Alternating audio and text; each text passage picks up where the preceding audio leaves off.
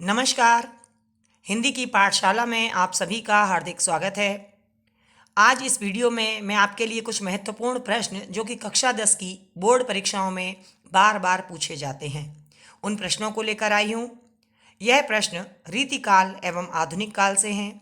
रीतिकाल जिसकी समय सीमा 1643 से 1843 तक है और आधुनिक काल की समय सीमा 1843 से आज तक यानी अब तक है। और अगर कई बार बच्चे कंफ्यूज हो जाते हैं कि वह सन में न लिखा होता है तो संवत में लिखकर प्रश्न आ जाता है, तो मैं आपको बता दूं कि जो भी वर्ष है उसमें 57 वर्ष जोड़ देने पर संवत निकल कर आ जाता है।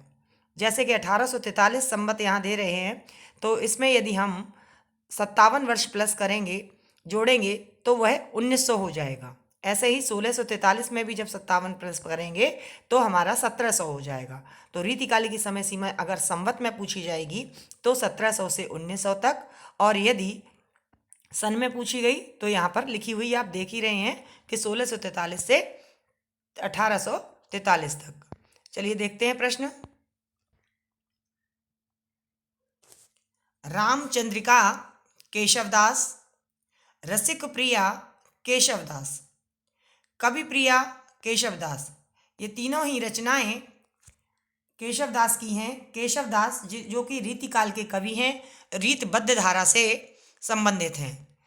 तो अगला प्रश्न देखते हैं आगे क्या है।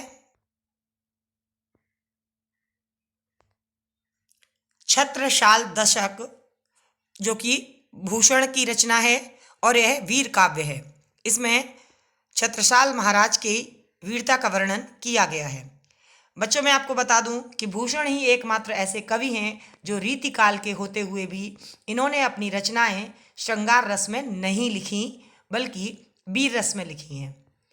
अगली रचना है श्रृंगार मंजरी जो कि चिंतामणि द्वारा लिखी गई है और यह एक मुक्तक काव्य है। इसी क्रम में ललित ललाम मतीराम जी की रचना है। गंगा लहरी जो रचना है वह पद्माकर के द्वारा लिखी गई है और इसी के साथ ऑब्लिक करके आप देख रहे होंगे मैंने रत्नाकर जी का भी नाम लिखा है। जगन्नाथ दास रत्नाकर द्वारा भी इस रचना को लिखा गया है। तो जब भी कोई एक रचना के नाम के दो रचनाकार होते हैं तो मैं उनको यहाँ पर मेंशन कर देती हूँ जिससे कि आपको भी ध्यान रहे। अगली रचना है कश्मीर सुषमा जो कि श्रीधर पाठक जी की है। जीने की कला त्रिलोचन जी की रचना है। प्रिय प्रवास ये द्विवेदी युग की महत्वपूर्ण रचना है। अयोध्या सिंह उपाध्याय हरिऔध द्वारा लिखा गया यह महाकाव्य है। इसी क्रम में कामायनी जो कि जयशंकर प्रसाद का महाकाव्य है। आंसू, झरना, ये दोनों ही रचनाएं जयशंकर प्रसाद जी की हैं। जयशंकर प्रसाद छायावाद के प्रमुख स्तंभों में से एक हैं। अगली रचना है रेणुका। रेणुका के रचनाकार हैं रामधारी सिंह दिनकर। रामधारी सिंह दिनकर की ही अन्य रचनाएं जो बार बार परीक्षा में पूछी जाती हैं वह इस प्रकार से हैं। हुंकार, उनकी एक रचना है हुंकार। उर्वशी, हारे को हरिनाम, रसबंती और परशुराम की प्रतीक्षा, ये सभी रचनाएं रामधारी सिंह दिनकर जी की हैं और उर्वशी पर इनको ज्ञानपीठ पुरस्कार भी मिल चुका है। इसी क्रम में अगली रचनाएं हैं आंगन के पार द्वार। यह अज्ञेय की रचना है। अज्ञेय का पूरा नाम सच्चिदानंद हीरानंद वात्स्यायन अज्ञेय है और अज्ञेय ने ही तार सप्तकों का प्रकाशन किया था। पहला तार सप्तक जो कि बार बार परीक्षा में पूछा जाता है 1943 में प्रकाशित हुआ। उसके 8 वर्ष बाद दूसरा तार सप्तक जो कि 1951 में प्रकाशित हुआ और तीसरा तार सप्तक 1959, यह भी 8 वर्ष बाद प्रकाशित हुआ। कई बार बच्चों से पूछ लिया जाता है कि तार सप्तक का प्रकाशन वर्ष क्या है, तो आप पहला याद रखिए 1943 और दूसरे और तीसरे तार सप्तक के लिए उसमें 8 वर्ष जोड़ दीजिए तो आपके तीनों तार सप्तक का प्रकाशन वर्ष आपको प्राप्त हो जाएगा। अगली रचना है मधुशाला, हरवंश राय बच्चन जी की है। ठंडा लोहा धर्मवीर भारती की काव्य कृति है। उत्तरायण, उत्तरायण नाम से दो रचनाकारों ने अपनी रचना लिखी है। एक हैं आपके निर्मल शुक्ल और दूसरे हैं राम कुमार वर्मा जी। इन दोनों ने ही अपनी यह रचना उत्तरायण नाम से लिखी है। फिर है कर्णफूल, जो कि नरेंद्र शर्मा जी की रचना है, और पलाश वन, यह भी नरेंद्र शर्मा जी द्वारा ही रचित है। रचनाओं के क्रम में अगली रचना है पद्माभरण, जो कि पद्माकर जी द्वारा रचित है। पद्माकर रीतिकाल के कवि हैं। पिघलते पत्थर रांगे राघव की रचना है। तुम चंदन हम पानी संत रैदास की रचना है। साहित्य लहरी, जो कि आपके पाठ्यक्रम में कवि हैं सूरदास, उनकी रचना है। गीतावली गोस्वामी तुलसीदास जी की रचना है, परीक्षाओं में पूछी जाती है। इनकी 3 अवलियां हैं, गीतावली, कवितावली और दोहावली। इसी क्रम में वैराग्य संदीपिनी, यह भी गोस्वामी तुलसीदास द्वारा रचित रचना है। कई बार पूछा जाता है रामचरितमानस किसके द्वारा लिखा गया है, तो वह भी गोस्वामी तुलसीदास द्वारा ही लिखा गया है। अगली रचना इस प्रकार है प्रेम वाटिका, रसखान द्वारा लिखी गई है। और सुमित्रा नंदन पंत, यह भी छायावाद के स्तंभ चतुष्टय यानी 4 कवि प्रमुख हुए जिनके आधार पर छायावाद की आधारशिला रखी गई। वो उनमें से हैं सुमित्रा नंदन पंत, जयशंकर प्रसाद, महादेवी वर्मा और सूर्यकांत त्रिपाठी निराला। चूंकि आधुनिक काल आपके पाठ्यक्रम में है और सुमित्रा नंदन पंत की प्रमुख रचनाएं जो बार बार परीक्षा में पूछी जाती हैं वो हैं पल्लव, युगांत, युगवाणी, चिदंबरा, लोकायतन और युगपथ। कई बार रचनाएं इस तरीके से भी परीक्षा में आ जाती हैं कि कोई भी आपकी सुमित्रा नंदन पंत जी की रचनाएं दे दी गई, युगांत, पल्लव, युगवाणी, चिदंबरा, लोकायतन या युगपथ, और इनमें से कोई 3 रचनाएं इनकी दे दी जाएंगी और एक रचना हो सकता है किसी और रचनाकार की दे दी जाए और पूछी जाए निम्नलिखित में से कौन सी रचना सुमित्रा नंदन पंत की नहीं है। तो यदि आपको ये पता रहेगा कि कौन कौन सी रचनाएं उनकी हैं तो आपका उत्तर गलत नहीं होगा। इसी क्रम में अगली रचनाएं इस प्रकार से हैं, तो उनको हम देख लेते हैं। इसके बाद है महादेवी वर्मा, यह भी आपके पाठ्यक्रम में है और महादेवी वर्मा को आप गद्यकार के रूप में भी और कवयित्री के रूप में भी देखते हैं। तो जब हम इनको दोनों रूप में देखते हैं तो इनकी कुछ रचनाएं जो बार बार परीक्षाओं में पूछी जाती हैं वह है नीरजा, नीरजा इनकी रचना है।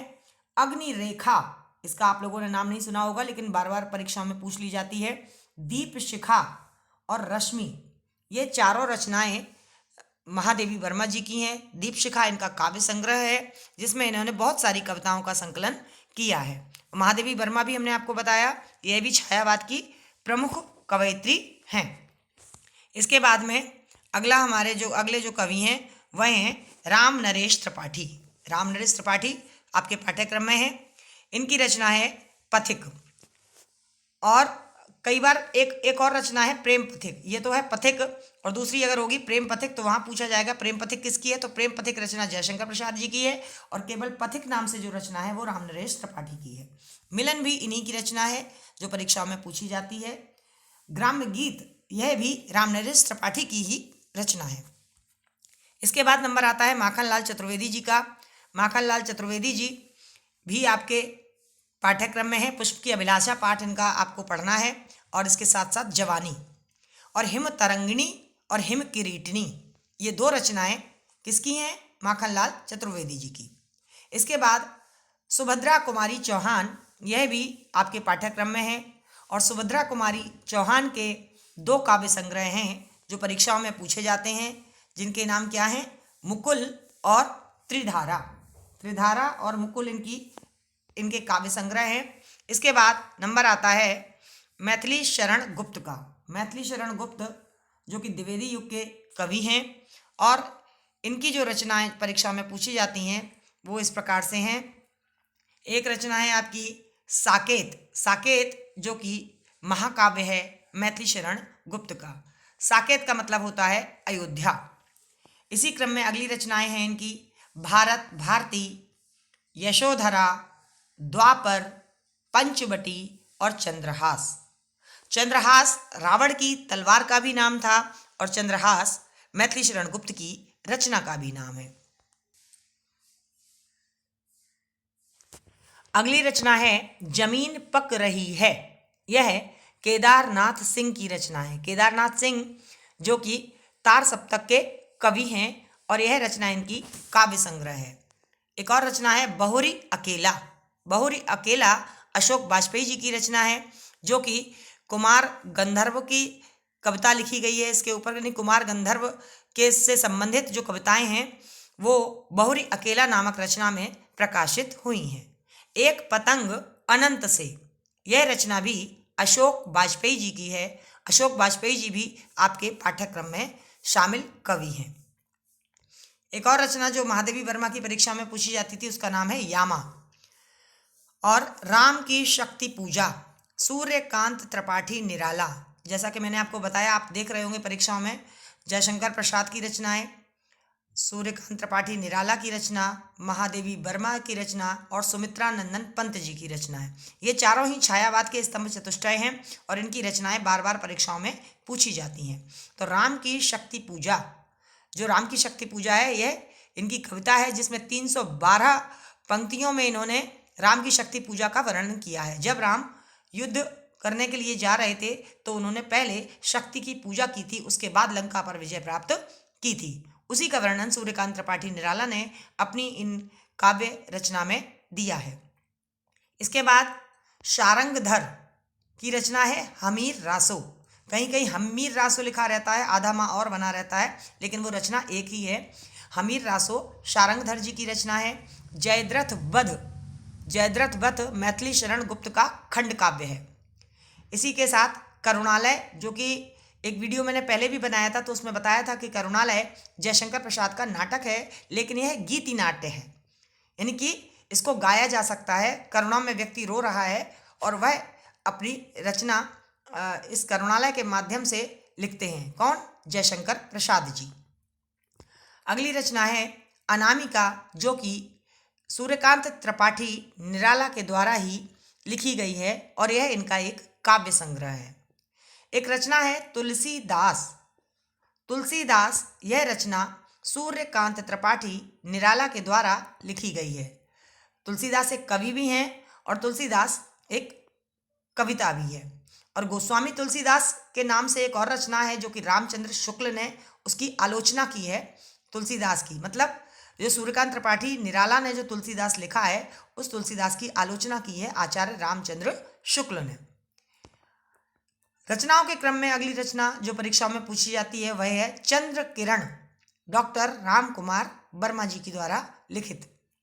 युगधारा नागार्जुन की रचना है। कनुप्रिया धर्मवीर भारती की रचना है। और जो कनुप्रिया रचना है वह राधा जी के लिए कहा गया। कनु प्रिया, प्रिया मतलब प्रिय किसकी? कनु, कनु मतलब कृष्ण की, कान्हा की जो प्रिया है वह राधा जी, और उन राधा जी के ऊपर ही कविता लिखी है धर्मवीर भारती ने। अगली रचना है धूप के धान, जो कि गिरजा कुमार माथुर द्वारा लिखी गई है। धूप के धान भी इनकी कविता है और गीत फरोश भवानी प्रसाद मिश्र द्वारा लिखी गई है। इसके बाद है खुशबू के शिलालेख। खुशबू के शिलालेख, यह रचना भी भवानी प्रसाद मिश्र जी की ही कविता है। एकांत संगीत हरवंश राय बच्चन द्वारा लिखा गया है और जगत विनोद पद्माकर द्वारा लिखा गया है। पद्माकर जो कि रीतिकाल के कवि हैं। इसके बाद जय चंद्र प्रकाश परीक्षाओं में पूछा जाता है तो इसके रचनाकार केदार भट्ट हैं। शिवा बावनी, जो कि एक वीर काव्य है जिसमें 52 मुक्तक लिखे गए हैं और यह महाकवि भूषण द्वारा लिखा गया है। आपको पहले भी बताया है, भूषण ही एकमात्र ऐसे कवि हैं जिन्होंने रीतिकाल में अपनी रचनाएं वीर रस में लिखी हैं। कई बार परीक्षाओं में यह भी पूछ लिया जाता है रीतिकाल के उस कवि का नाम बताइए जिसने अपनी रचनाएं वीर रस में लिखी हैं, तो वह नाम आ जाएगा कौन सा? महाकवि भूषण। इसके बाद समर्पण कविता माखनलाल चतुर्वेदी द्वारा लिखित इनका एक काव्य संग्रह है। और सांध्य गीत, यह महादेवी वर्मा द्वारा लिखा गया कविता संग्रह है। तो बच्चों, ये थे कुछ महत्वपूर्ण प्रश्न जो बार बार परीक्षाओं में पूछे जाते थे।